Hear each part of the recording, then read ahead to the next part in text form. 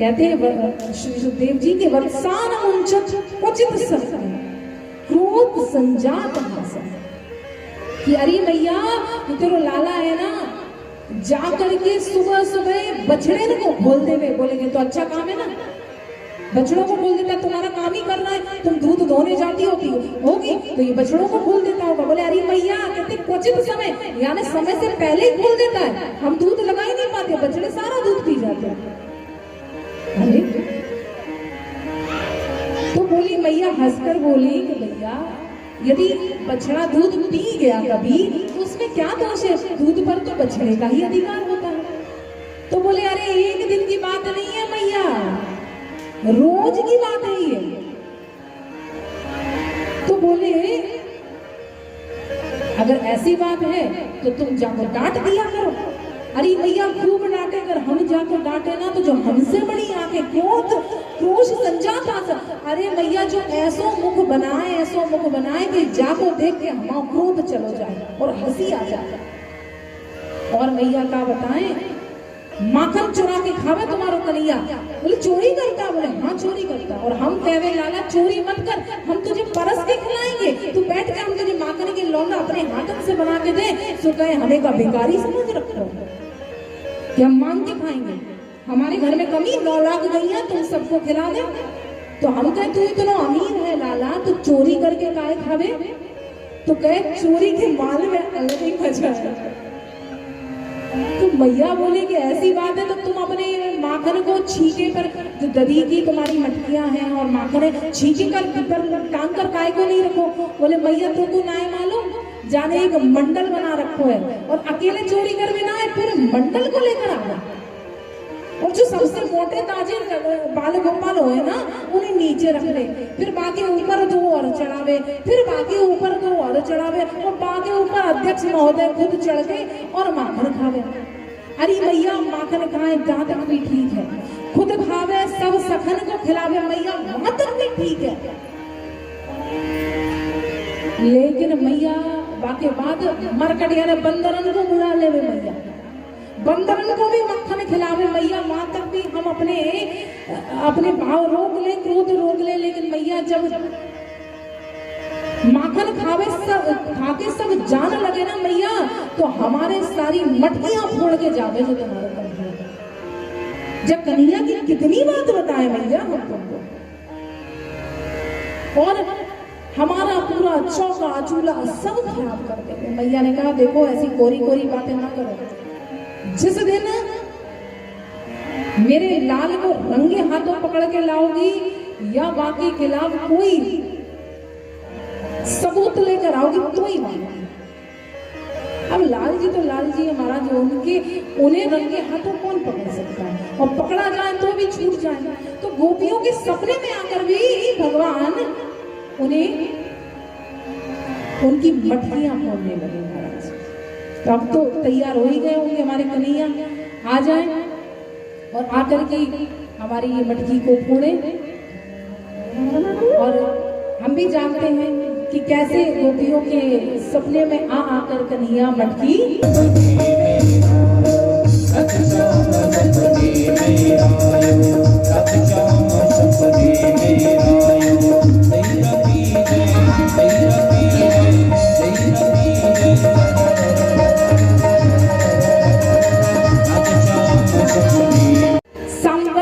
नाम के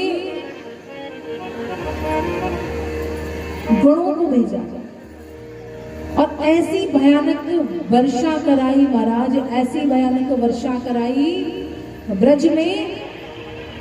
और इंद्र सोच रहा है बस अब ये ब्रजवासियों को फल मिल जाएगा मेरे विमुख जाने का।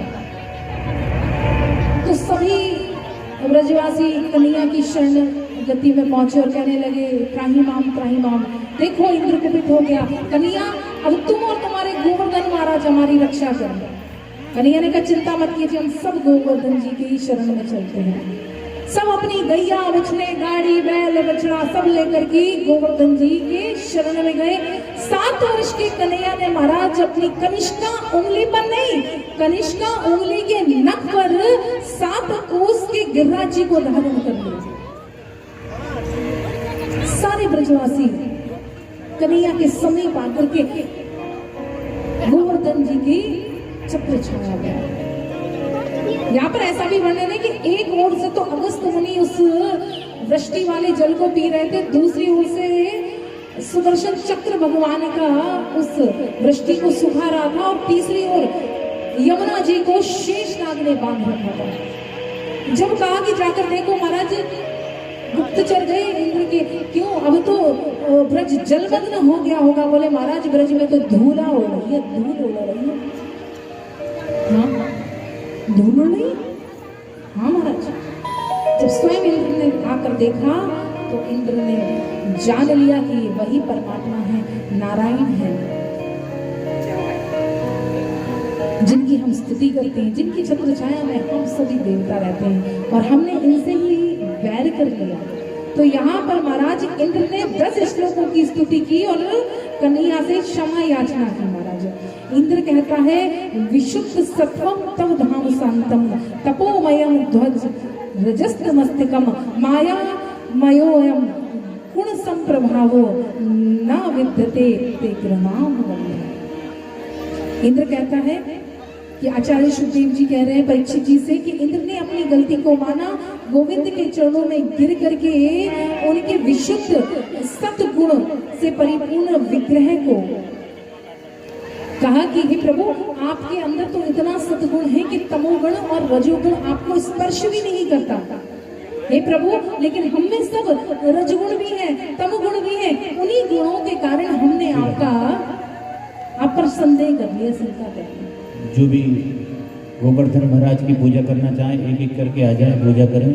जो भी माताएं चाहें गोवर्धन महाराज का पूजन करना है, आकर पूजा कर सकती हैं। इंद्र कहता है कि हे प्रभु, आप तो हम सबके पिता हैं। कहता है, पिता गुरुस्तम जगतामधीशो दुरत्य काल उत्पाद दंडे, कि आप हमारे पिता के समान हैं प्रभु। यदि बालक कोई गलती कर भी देता है तो पिता उसे दंड देकर उसे समझा देता है, उसका परित्याग नहीं करता। हे प्रभु, हम आपके बालक हैं, हमें दंड दे दिया आपने, हम मान गए अपनी गलती, लेकिन हमारा परित्याग ना करें, हमें आप त्यागिए मत प्रभु, हमें दंड देकर सुधार दिया है, अब ऐसी भूल हम कभी नहीं करेंगे। इंद्र ने बुलाया सुरभि गाय को, और सुरभि गाय के दूध से कन्हैया का अब अर्चन पूजन हो रहा है। महाराज उनसे दुग्धाभिषेक हो रहा है।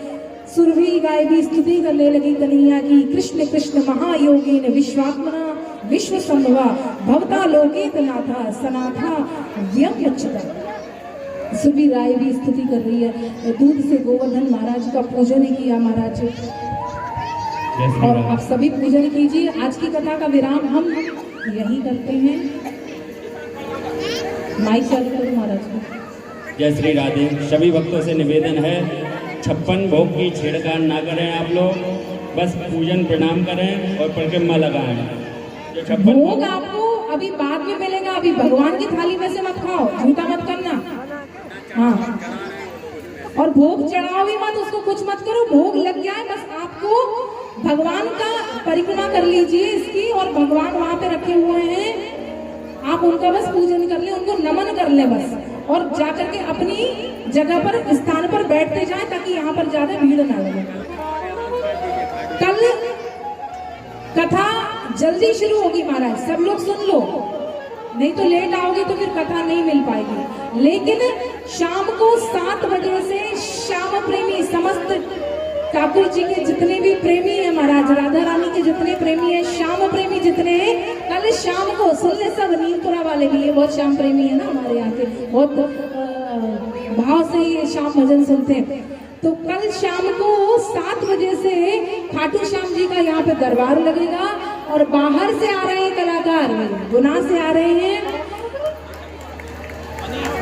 मनीष जी बाहर से आ रहे हैं, और भोपाल से आ रही है माधुरी सिखाड़े जी।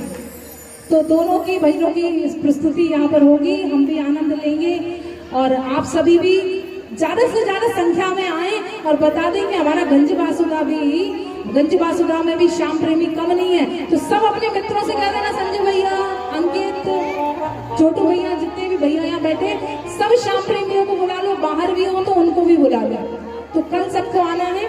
और चलिए, गोवर्धन जब हम जाते हैं तो बांके बिहारी का दर्शन भी हम अवश्य करते हैं। तो हमारे बांके बिहारी भी आ गए गोवर्धन महाराज के साथ। तो आइए, बांके बिहारी कैसे हुए? बांके बिहारी राधे राधे, सभी को राधे राधे बोलते जाए। तो जल्दी से कथा को पूर्ण कर लें ताकि भैया पंडापुरा में जाके भी हमारे केशव महाराज जी की कथा होनी है।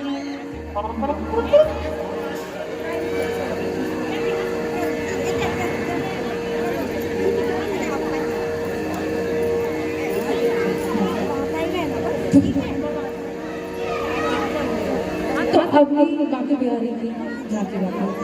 तो महाराज बांके बिहारी हम दर्शन करते हैं, लेकिन कैसे वो प्रकट हुए?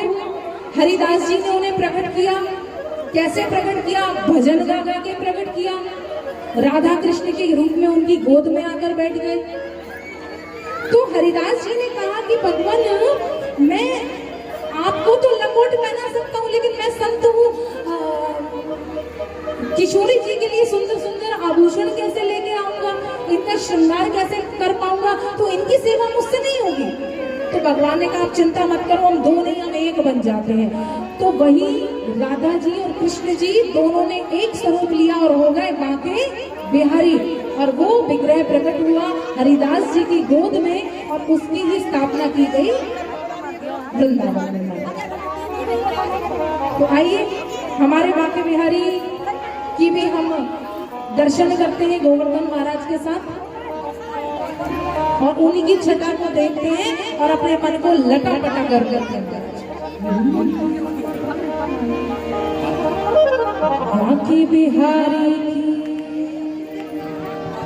बांके बिहारी की बेटी